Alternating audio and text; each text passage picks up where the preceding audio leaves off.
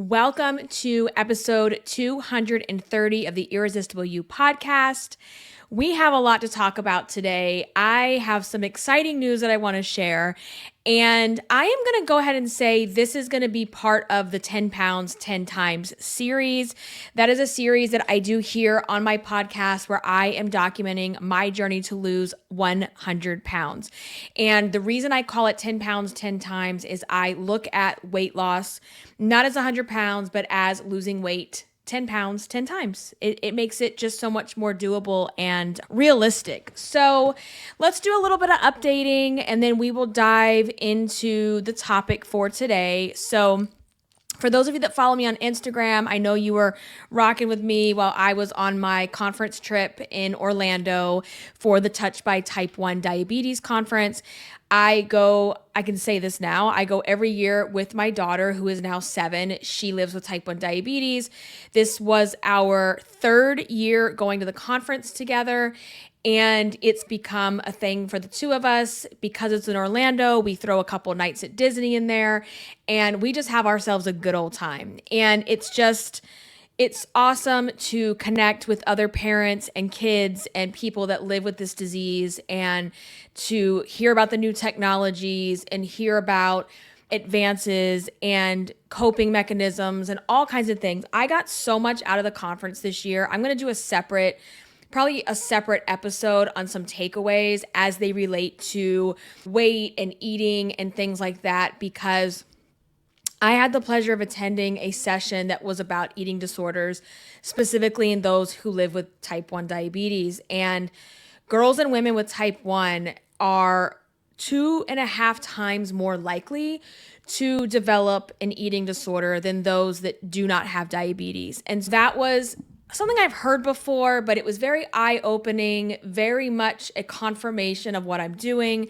with my podcast and my message and my purpose, and that this is where I need to be, this is where I'm supposed to be, because not only do my children need to hear this and have this archive of episodes available to them when they're old enough to be able to listen, but those of you that are here and tuning in, this has to be done. And I feel now it's a very strong responsibility that I have to continue doing. I'm going to save that for another day, but we're going to talk about Wonderland and how appropriate that I'm coming home from Orlando, leaving Disney World, and we're talking about Wonderland. So I think of Alice in Wonderland is actually in my top 3 favorite Disney movies of all time. And it's actually might be number 1. I'm not sure. It's very close. It competes with Little Mermaid. Like those are my 2 most favorite Disney movies. And leading up to this trip, I had told myself I really want to be in Wonderland by the time I go to Orlando, by the time I go to Disney for the conference. And you guys that have been following my journey, it was quite a journey because I just got down to 202 and the scale was like, I'm going to just mock you and be like, you know what? We're not going to budge for a little bit. And I am kidding you not. That week, leading up to my trip, I left on a Thursday. The day before I left, the scale was 200. It was 200.6 and then it was literally 200.0. And I'm like, oh my gosh. So literally the morning of my trip, I was leaving later that day. I get on the scale and it was at 199. And I'm like, oh my God. I actually had seen the one the night before. So the night before, I'm packing, I'm getting everything ready, and I jumped on the scale at 2-3 o'clock in the morning because I had stayed up super late because I had work I wanted to catch up on so that I could go on this trip and not have to worry about deadlines. And I woke Frank up. I'm like, oh my God, I can see the 1. And it was just such a great feeling to finally see that number. And I'm going to talk a little bit about why numbers don't matter, because they truly don't. But this was a big milestone for me. This was my big, not my goal weight, but not even the halfway point, but this is a really big milestone. And I've been wanting to achieve this for so long, and to finally be here, it's awesome. And my highest weight when I started was 270 pounds. And so I'm talking to you today at 199. And that just it's hard to even comprehend that it's been 70 pounds. but it has. And it's that the thing with weight loss that's interesting is it's gradually, then suddenly you start to realize, like you start to see some of those changes. But it was just a great feeling to know that I got to the goal that I wanted to get to leading up to this conference. And there's just so much I'm going to share today. I have my notes, so I hope I'm not all over the place. So first and foremost, I said conference was great. Disney was great. I'm going to do a whole nother episode like on some of those specific takeaways that I had as they relate to the content here on the podcast. But Catalina and I had the best time. We always do. It's such a great like getaway girls trip, and we did as much as we can, and it was fun. And I've been sharing some of those reels and stories over on Instagram at Irresistible Icing and some of the things that I've learned. But losing 100 pounds, losing 50 pounds, losing weight, period, is not easy. It's very hard. It is a journey. It feels like, I'm going to use some Disney terminology. So for my Disney people, you get it. It feels like Expedition Everest, the roller coaster, like climbing Mount Everest. That's what it feels like when you look at the scale and you look at where you want to be and you're like, I'm weighing 270 pounds. How am I going to lose 100 pounds, right? And that's why for me, I started breaking it down into those 10-pound increments. And I encourage you to do the same. Anybody can lose 10 pounds, right? Anybody can do that. Anyone could lose 10 pounds 10 separate times. And when you think of it that way, and you don't think of it as like 100 pounds, it's okay. We got through the 210s, and I was in the 210s for a while. We got through the 200s, and we are now in the 190s, and I'm owning that. Like, I am so happy to be here, but at the same time, I want to emphasize how the number isn't important. And I've shared this in several episodes. I'm not going to keep repeating it, but like it was important for me to get under 200 pounds for a variety of reasons. And I think I feel better. I look better. I can function more. There's something about being over 200 pounds that I just don't like. And that's a personal preference. Like it just doesn't feel good to me, right? For me, this was like the baseline. Like, can I just get under 200? And then we can, not that we aren't getting to work, but then really like fine tune the process and it will feel more achievable. And now it does, because I still have a ways to go. And when I look at that though, and my initial goal weight, if you want to call it that, is 170. I don't know what's going to happen when I get there. I don't know if that's where I'm going to want to stay. I haven't been that small probably since high school. So I don't know what that's going to look like. I don't know what that's going to feel like. And quite frankly, I don't care what the number is. As long as I can see the one, I don't care if it's 195. I don't care if it's 180, 170, 160. I don't care, as long as I feel good in my skin. I feel healthy. I am healthy. I look good in my terms of looking good. It may not, I'm not society's definition of that, and I know that. But as long as I look good to myself and I feel good and I can move and get around and function, like that's what's important to me. So from here going down, I don't necessarily care what that number is. That's not important to me. And also I want to say that just because you get to Wonderland, it doesn't change anything. It changes a number on the scale. It changes your confidence. You're like, oh shoot, I got here, I made it, I had this goal and I achieved it. Like, that feels really good. But nothing else changes other than the number on the scale. And I'm not saying I didn't know that, because I did. I've shared that with you guys, but I just want to make sure that those of you listening that are working towards that or want to work towards that, don't have it twisted that there's going to be some magic ceremony that happens because you see a 1 on the scale. Celebrate it, live in it, relish it, be about it. But just know that doesn't change anything else. And it's probably not even going to change the way you feel about yourself and your size, because you're still going to be working on seeing yourself in your larger body, even as your body's getting smaller. And other things start to happen too. Your skin texture changes, the stretchiness of your skin, I can't say that word to save my life, so we're just going to call it that. And now being 43, I'm seeing skin loose that I never used to see loose when I would lose weight.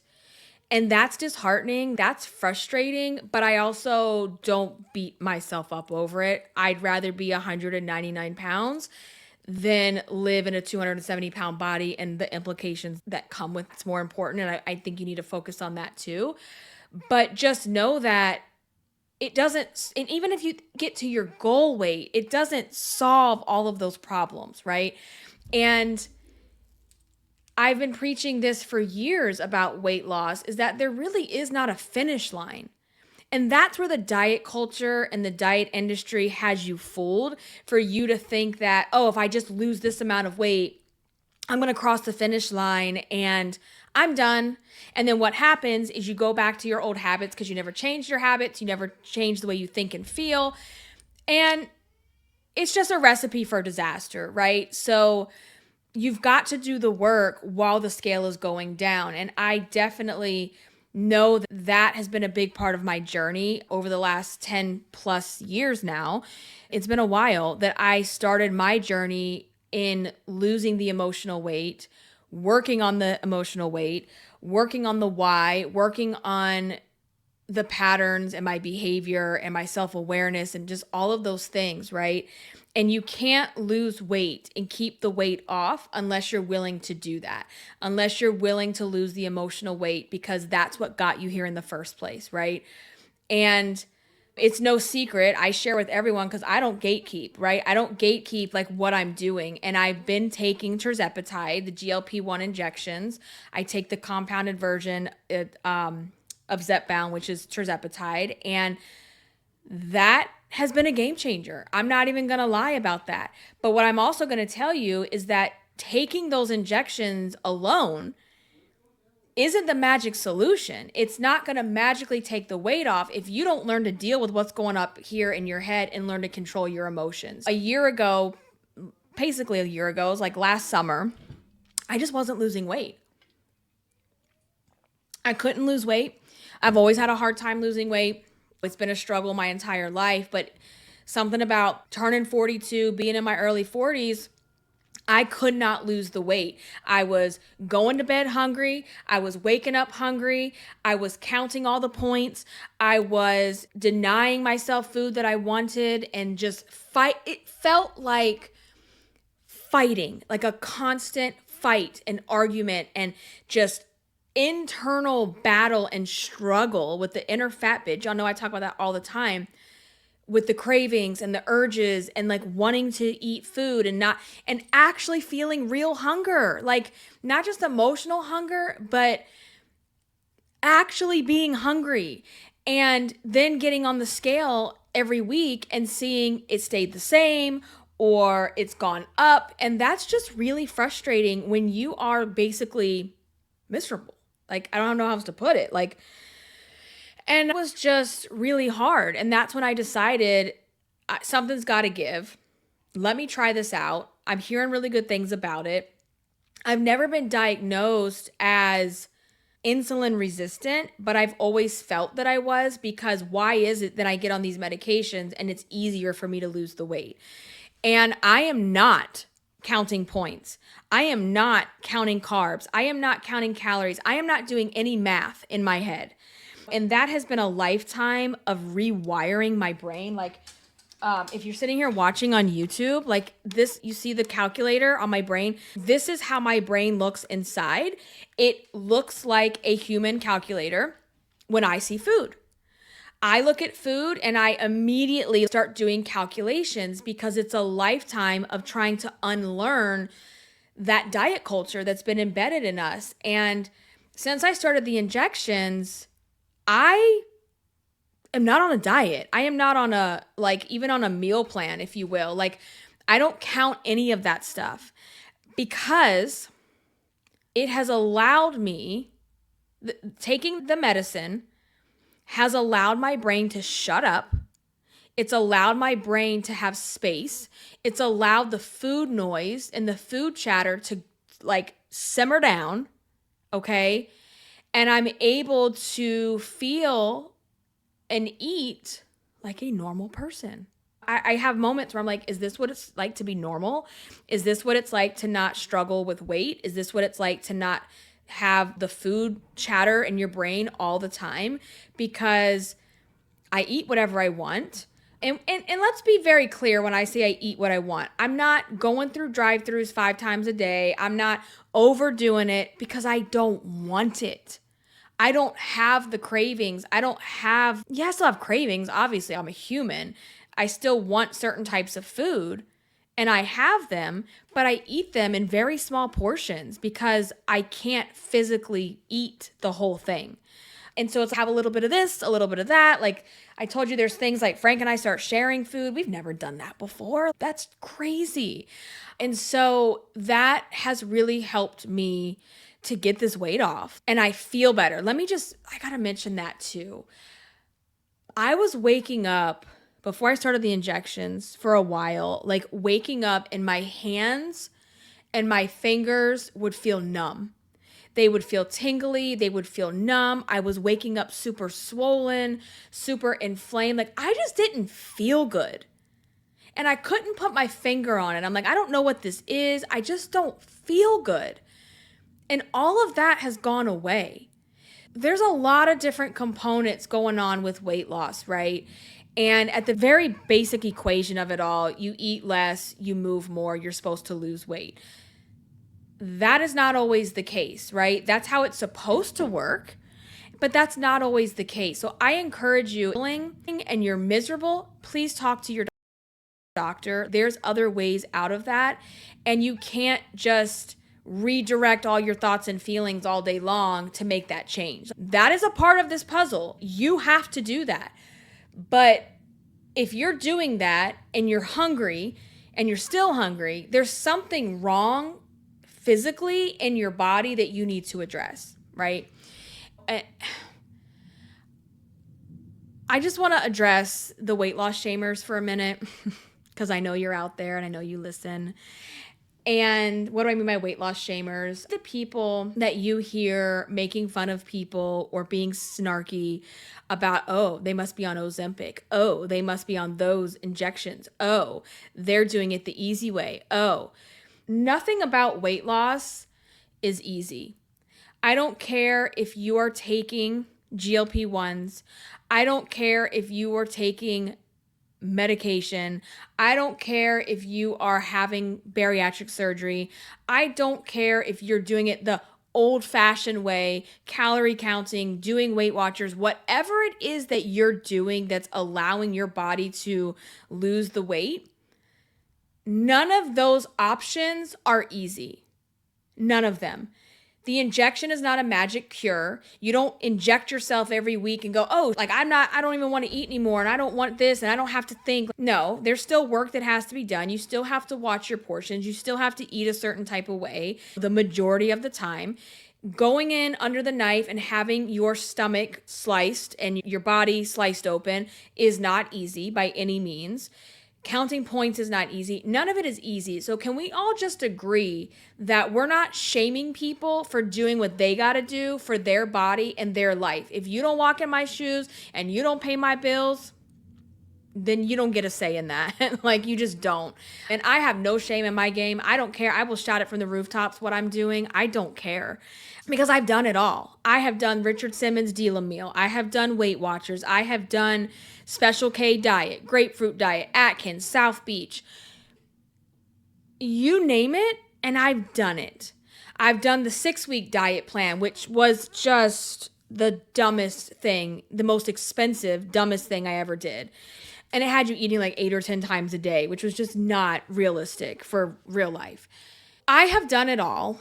And I think this time around, it's really working well. The injections are a big part of it, obviously, but also the Irresistible You framework. And I live my life. I don't lose weight in a bubble. I don't lose weight and go, okay, when I get to goal weight, I'm going to be like this, or I'm going to wait to take that trip with my daughter, or I'm going to wait to go on vacation, or I'm going to wait to do the thing. No, you're going to get me at my biggest, my medium, and hopefully one day my smallest. Like, you're going to get it all. I'm not going to sit here and hide until I think I look socially acceptable. That's just stupid. So it's just wild. Like, I haven't been in Wonderland since at least, it was like early 2016, right before I got pregnant with Kat. So it's been at least 8 years. It's been the entirety of my children's life, both of them, that I have been over 200 pounds. So it just feels like a relief. It feels okay. Like, literally feeling better in so many different ways. And I still have a little ways to go, a lot of ways to go, however you want to look at it. But now I look and I'm like, 30 pounds, like, okay, like, that's very doable, very achievable, and it just feels good. So, do what you got to do to get yourself where you want to be, right? And let me just say this about going out of town, going on vacation, going to an event. I went on this trip not having, and this has been the case for a lot of years now, but I want to just highlight this, is that I go on trips now and I don't have the anxiety. And I think you know what I'm saying. So let me describe for those of you that don't quite understand where I'm coming from. When you have a trip planned and you're like, okay, by that trip, I'm going to be in Wonderland, or I'm going to be this size, or I'm going to lose this amount of weight, and you hustle and you struggle, you like desperate diet, you hustle your way down, and you still don't get there. The trip comes and you're like, see, I told you, you're not going to do it. You suck. Like, the inner fat bitch stuff begins. And then you go on this trip absolutely miserable because you allow your size and your weight to dictate whether you're going to have a good time or not. And listen, I get it, because sometimes it's a mixture of that piece of it, like that inner fat bitch chatter, like being disappointed in yourself because you didn't get there. But then also physically not feeling good, physically feeling huge and swollen and bloated, and like you can't fit in seats the right way, and you're uncomfortable and you're self-conscious. And I get all of that because I've done that so many times. And it's not enjoyable. It's not pleasurable. It's not fun. It makes you not even want to go on the trip. You don't like how you look. You don't want to take pictures. And here you are spending the money to be in this place, and you aren't like happy with yourself, right? For a number of different reasons. Or you go on the trip and you've desperate dieted so much that you are afraid of food. You're afraid to enjoy. I'm a foodie. When I go out of town, or any events, I want to enjoy the food from that place. I'm not going to Disney World and restricting and telling myself no and saying you can't have this. Hell no. Whatever we want, we're getting it. And I will say that's how you should live. Like, you're on a trip. You don't have to be insane about it. You don't have to be like gorging yourself. But if you want to enjoy certain things, then you need to be able to do that and not have that anxiety, that vacation weight gain anxiety, that when you get home, you're like, oh no, I know I overdid it. I know I'm swollen. I know I've eaten all the things. I am not getting on that scale today, honey. And then next week comes around, you're like, oh, I don't think I can get on that scale because I just kept going. I kept going. You get home and you keep it going, right? You keep the indulging going. And you really need to get home and face the music and know where you are, not so you can obsess about the number, but so that you can be like, all right, face the music. I can be neutral about the number on the scale, but now I know what I need to do. And I got home. I flew home on a Monday morning, and not as soon as, but that afternoon when I was home, I got on the scale and it was 202. I'm like, okay, I'll take it, right? Not a big deal. That was on Monday. And by Friday, we were back to 199. And I didn't restrict a damn thing on this trip. If we wanted to order something, we ordered it. And I am someone that when I go out of town, I'm trying to do it. I'm going to go hard. I'm going to go big. I'm going to get what I want, do what I want, do the upgrades, do all the things, right? One life to live, guys. And it's great. And I will say too, I will order food. Like, we were in the parks and I would order certain food. And I couldn't finish it anyway. And then part of me feels bad because you've got like that, I don't want to call it brainwashing, but we've been taught to believe that we better eat everything on our plate because we're wasting money. And here's how I've started looking at that, right? Because I have thrown away a lot more food ever since I've been doing this because I can't physically finish it. And if I'm in a place like in the park, in the Disney park, I can't necessarily box that food up and take it home. It's going to be gross. So the way I've been looking at that instead of saying, I'm wasting money, I'm wasting food, is did the food do its job? Did the food do its job? You were hungry. You're now satisfied. You are now nourished. You're good. So you ate what you needed to eat. And if you can't finish the rest, throw it away. If you have that mentality that if you don't finish your food, there's kids starving across the world. Let me be very clear, guys.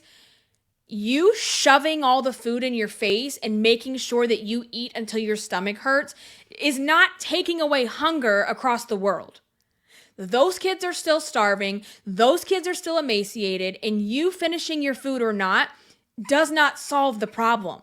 If you want to solve the problem, start donating money to the problem. That doesn't solve the problem. Wherever that came for you, you were probably told that as a kid. Like, oh, kids are starving in Africa. Kids are starving across the world. You better finish that food on your plate. Be grateful. That's not going to fix their starvation problem. Yeah, there's other things you could do if you want to be an advocate and you want to solve it. Get out there and donate money. Get out there and be a part of the solution, okay? But throwing your food away, what are you going to do? Box it up and FedEx it across the world? Like, give me a break. So come to terms with that. The food served its purpose. I am now full. I don't have a place to put this food to take it with me. I'm going to just go ahead and throw it away. It's fine. It's fine. And I know it hurts in this economy. Listen, I get it. None of us want to be throwing food away at all. But if I'm in a restaurant, like Kat and I went to Disney Springs after the conference and we went to Rainforest Cafe and we boxed up our food because we both had leftovers and we boxed it up. We took it to the hotel. Once we got there a little bit later, we're like watching movies and shows and we had our leftovers. We like sat in the bed together and watched our shows and, just had that like relaxation time and we were able to finish our food. So that's fine. Do what you got to do, but don't feel guilty or bad. Like you're shoving that food in your mouth when you're already full. What is that solving? You're just making your problem worse. You're making it worse. So don't be afraid to eat when you're out of town. Don't be afraid to try the things that you can only get when you're there. Don't be afraid to then get home and face the music, right? Because here's the thing. We can indulge on vacation. We can enjoy. We can't live like that 7 days a week. That's not realistic behavior. We shouldn't be doing that. Like it shouldn't be an everyday thing. So you've got to get home, face the music, figure out where you're at, have a plan and get back to it. Right. And so that's what I did. And I don't allow that number because I know going into it, you know what? The number's probably up.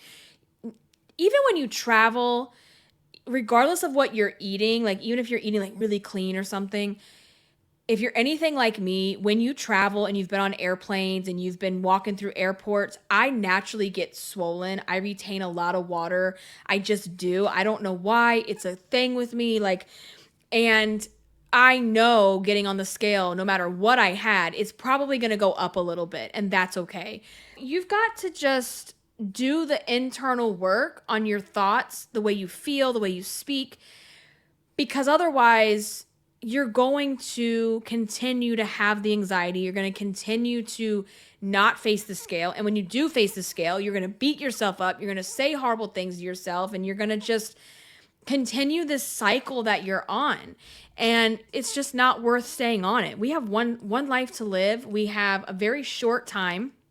When you really think about the blip of time that we have here on the earth, it's not a lot. And time goes really fast, like really fast. And I want to do what I can in the moment. And yeah, I don't know what else to say about that, but that's just, if you listen here, that's like a big core value of mine is not waiting for the wait and doing something now before you feel ready, before you feel confident, because that's how you're going to build your confidence, right? yeah, I wanted to share that update with you guys. So, Aimee in Wonderland, I should have a poster like Alice in Wonderland, but make it me. That would be so funny. And let's look at I just want to share this really fast before I wrap up.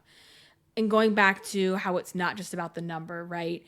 For me, it's about what am I able to do? What am I able to do because of the weight loss? I'm able to run around with my kids. I'm able to walk 30,000 steps a day at Disney World and not feel tired. Like I love that. Like I love that I can just do that. If I could just figure out a way to not get blisters, like I don't get sore like in my feet or my legs, like I can do all of that with the walking, but every single time, no matter what, and I tell you, I look like I'm going into war on my feet. I have moleskin, I have blister patches, I have chafing the chafing cream all over my feet, y'all. And every single time I go to Disney, I end up with blisters. So if you have any suggestions or things that you've done, please, if you're a runner also, what are y'all doing to not get blisters? I am starting to think it's my shoes. I don't like wearing running shoes, tennis shoes, sneakers. I hate them. I don't like the way they feel on my feet. And I thought that mine were very comfortable. I have the Adidas like slide-in sneakers because I don't like I know. I don't like laces. I don't like tying I just thinking about it makes me like, and I don't like my feet like shoved in the shoe like that. I have these, I don't know if they're rubber, they're like the Crocs material and they're leopard slides and they look like Birkenstocks. Those are the most comfortable shoes in the world.